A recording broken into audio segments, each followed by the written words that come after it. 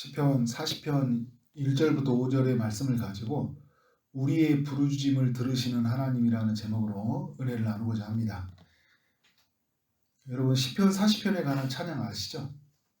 하나님의 음성을 듣고자 기도하면, 이런 찬양이 있어요. 내가 찬양을 못하기 때문에 양해해 주시기 바랍니다. 굉장히 은혜가 많이 되죠. 이 찬양 부르고 있으면.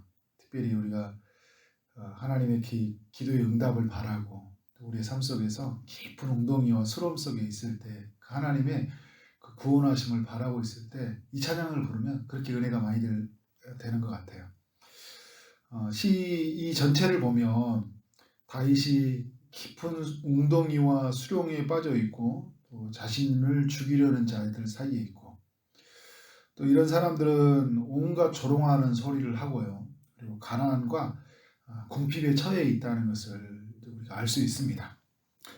다윗이 주의 뜻을 행하기를 굉장히 기뻐했죠. 오늘 시를 보면 사람들에게 의의 소식, 하나님의 그 공의로운 소식들을 숨기지 아니하고 감추지 아니하였고, 이것 때문에 그의 삶에 시련과 아픔이 찾아온 것을 알 수 있어요.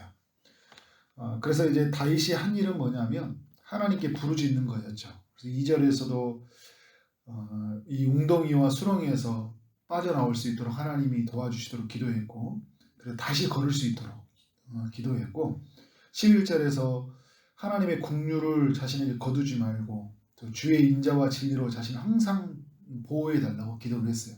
근데 다윗은 여러 삶의 고난 속에서 자기 자신 안에 있는 또 죄를 대하는 데 있어서 자기 죄를 또 발견해요.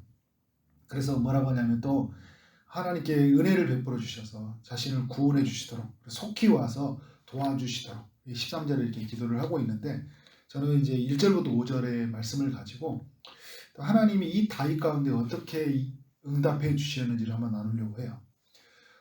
이 다윗은 하나님의 응답을 기다리고 있다는 것을 1절에서 이렇게 외치고 있는 거잖아요.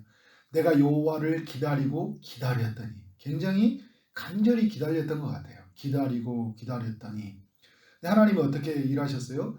귀를 기울이사 나의 부르짖음을 들으셨도다. 하나님이 하나님께 부르짖었는데요, 응답하실 때까지 부르짖었다는 거예요. 이게 굉장히 중요해요. 우리의 기도는 언제까지 해야 되냐? 응답해 주실 때까지 기도하는 거예요. 하나님이 늦게 되면 늦을 만한 이유가 있는 거잖아요. 빨리 하시면 굉장히 급하게 하시니까, 급한 것이니까 하나님이 또 급한 기도를 들어주시지만, 우리가 생각할 때는 급하지만 하나님이 볼 때는 급하지 않은 게 있어요. 그래서 하나님의 때를 기다리면서 응답하실 때까지 우리가 기도하는 건 너무나 중요해요. 근데 하나님이 5가지로 응답해 주셨다는 것을 저는 이제 그 1절부터 5절까지로 한번 정리를 해봤는데요. 첫 번째는 뭐냐면 기가 막힐 웅덩이와 수렁에서 끌어주셨다는 거예요. 2절의 말씀을 보면 하나님이 나를 기가 막힐 웅덩이와 수렁에서 끌어올리셨다, 이렇게 말을 하고 있어요. 기가 막힐 웅덩이라는 것은 뭐냐면, 제가 이렇게 주석학자들의 견해를 찾아보니까요, 차마 눈뜨고 보지 못할 그 참상의 현장에 있다, 아비규환의 현장에 있었다, 이렇게 이야기를 하더라고요. 너무 소란스럽고 야단 법석과 같은 곳이었다는 것이죠. 무적행과 같은 공포의 장소였다.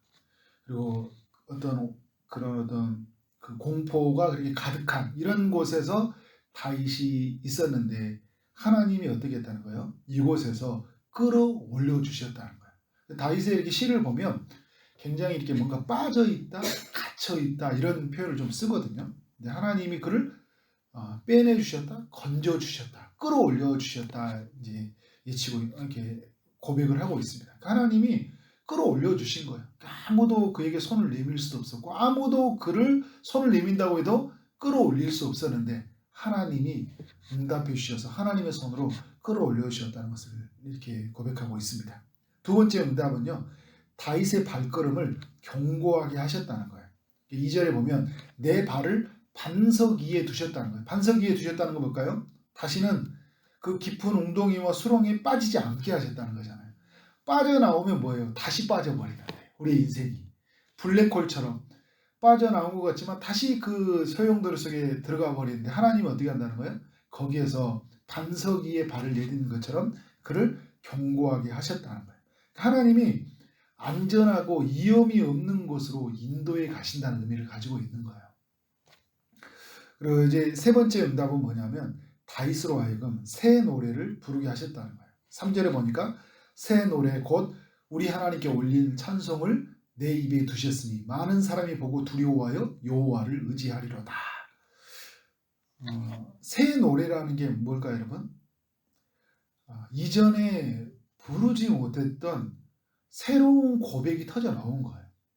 그러니까 여러분 하나님 했지만 이 하나님이요 이전에 불렀던 그 하나님과 전혀 다른 느낌의 하나님이 되는 거예요.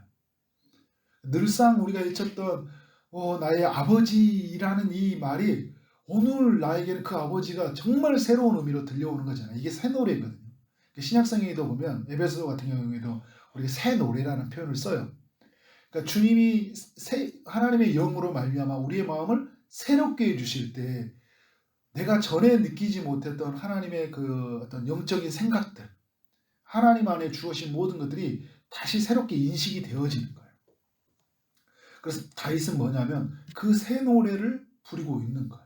그래서 하나님께 그 올릴 그 찬송을 어디 뒀다고요? 내 입에 뒀다고 하잖아요. 그러니까 막 찬송이 터져 나오는 거잖아요. 그 어려움 속에서 하나님이 끌어내시는 하나님의 은혜가 너무 커서 이런 노래가 나오는 거잖아요. 그래서 여러분이 1절부터 이 3절을 보면 하나님이 구원해 주신 것이고요. 우리를 인도해 주신 것이고 그리고 우리에게 하나님 백성들에게 뭔가요? 새 노래를 부르게 하셨다는 거예요. 하나님의 응답하심이죠. 네 번째 응답은 뭐냐면 다윗으로 하여금 진짜 복이 무엇인지를 깨닫게 하셨다는 거예요. 4절에 보니까 다윗이 이렇게 고백하고 있어요. 여호와를 의지하고 교만한 자와 거짓에 치우치는 자들을 돌아보지 아니하는 자는 복이 있도다. 뭐가 복이 있다는 거예요? 하나님을 의지하는 자가 복이 있는데 그런데 내 눈이 교만한 자, 거짓에 치우치지 않는 것에 내가 어떻게 한다는 거예요? 그것에 향하지 아니하는 것이 진짜 복이구나. 내가 전에는 다른 게 복이라고 생각했는데 하나님 안에서 그 하나님이 건져주심과 그 인도하심과 새 노래를 부르게 하다 보니까 진짜 삶의 복이 무엇인지 내가 무엇을 붙잡고 살아가야 하는지를 이게 전인격적으로 고백이 되어지는 거예요. 이러한 하나님의 응답하심을 다윗이 경험하고 있는 거죠. 다섯 번째는 뭐냐면요. 5절의 말씀이에요. 하나님에 대한 어떤 생각이에요? 새로운 인식이에요. 그러니까 여러분 새로운 노래, 새로운 생각, 그죠? 복에 대한 생각, 하나님에 대한 새로운 인식이에요. 그러니까 새로운 하나님에 대한 것들, 나에 대한 것들, 모든 것들이 바뀐 거죠. 5절에 보니까 이런 거 있어요. 여호와 나의 하나님이여 주께서 행하신 기적이 많고 우리를 향하신 주의 생각도 많아 누구와도 주와 견질 수가 없나이다 이렇게 말하고 있어요. 그러니까 주님이 행하신 기적이 많다. 그리고 우리를 향하신 주님의 생각이 많다. 하나님의 그 많고 많으심이 자기 안에서 이렇게 보여진 것이잖아요. 하나님에 대한 깊은 어떤 인식, 그 다음에 새로운 인식, 하나님을 향한 더 깊은 신뢰감이 이 다윗 안에 생긴 거예요. 그래서 다윗이 어떻게 된 하나님을 더욱 견고하게 붙잡는 삶으로 나가게 되는 것이잖아요. 사랑하는 여러분, 여러분들의 삶 안에서 뭔가 어려움들이 있습니까? 오늘 이 시편 40편의 말씀을 가지고 하나님을 소망하길 바랍니다. 그 하나님을 소망하면서 기도하는 여러분이 되기를 원합니다. 하나님께 부르짖기를 원해요.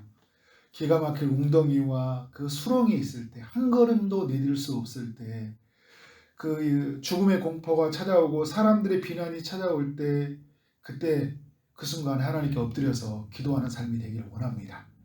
주님의 응답을 기다리며 기도하기를 원하는데요. 응답하실 때까지 기도하는 여러분 되기를 원합니다. 우리가 여러분 어려움이 찾아오면 기도할 것 같은데요. 기도가 잘 안 돼요. 우리가 정말 하나님 앞에서 기도해야 됩니다. 우리가 엎드리는 것이 살 길입니다. 라고 했지만 기도만큼 어려운 게 없는 것 같아요.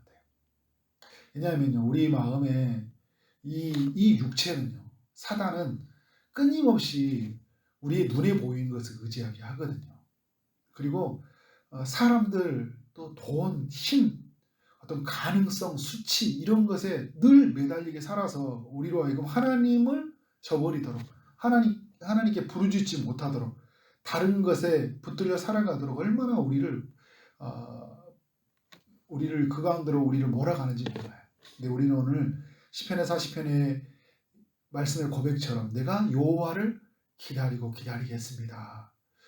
그때 하나님이 나의 그 부르짖음의 귀를 기울이셔서 그 응답해 주심이 무엇인지를 경험하는 우리의 삶이 되기를 원합니다. 그래서 기도만이 살 길입니다. 기도를 통해서 나는 하나님을 깊이 만났습니다. 하나님의 살아계심이 내 삶 안에서 분명해졌습니다. 그래서 나는 그 하나님만을 붙잡고 그 하나님만을 외치고 살아가겠습니다. 그런 결단과 그런 고백, 그런 은혜로 넘쳐나는 삶이 있기를 주의 이름으로 축원합니다. 기도하도록 하겠습니다. 하나님 아버지, 시편 40편을 묵상하게 하시니 감사합니다. 고난과 시련 속에서 두려워하는 자가 되지 않게 하시고 하나님의 응답을 기다리고 기도하는 삶이 되게 하여 주옵소서. 하나님께서 우리의 삶에 기가 막힐 웅덩이와 수렁에서 건져주실 것을 믿고 우리의 발걸음을 견고하게 해주심을 믿고 또 새 노래를 부르게 하신 것을 믿고 하나님 그렇게 하나님 앞에 외치며 나아가는 삶이 되게 하여 주옵소서. 그래서 여호와를 의지하는 것이 우리에게 복이다 말하게 하시고 그 하나님의 그 기적이 셀 수 없을 만큼 많고 그의 생각이 너무나 많아서 하나님 그의 생각 안에서 우리의 삶에 큰 자유와 기쁨을 누릴 수 있도록 역사하여 주옵소서. 다윗의 이 고백이 다윗의 삶 속에 있는 이 경험이 우리의 삶의 고백이 되게 하시고 경험이 되게 하여 주옵소서. 오늘도 주의 응답을 기다리는 많은 이들에게 찾아가셔서 응답해 주옵소서. 육체의 아픔 중에 있는 성도님에게 찾아가셔서 치료의 강선을 비춰주시고 고쳐 주옵소서. 취업을 준비하고 결혼을 준비하고 임신을 준비하고 출산을 준비하고 간절히 기도의 응답을 하나님 바라고 나가는 모든 성도들에게 은혜를 베풀어 주옵소서. 오늘 하루 만나는 모든 사람들에게 주의 사랑이 흘러가기를 원합니다. 오늘 우리에게 주어진 일 최선을 다해 일하게 하심으로 말미암아 우리 가운데 하나님의 나라가 온전히 이루어지게 하여 주옵소서. 우리를 축복의 통로로 은혜의 통로로 사용하실 하나님께 모든 영광 올려드리며 예수 그리스도 이름으로 기도를 쌓옵나이다. 아멘.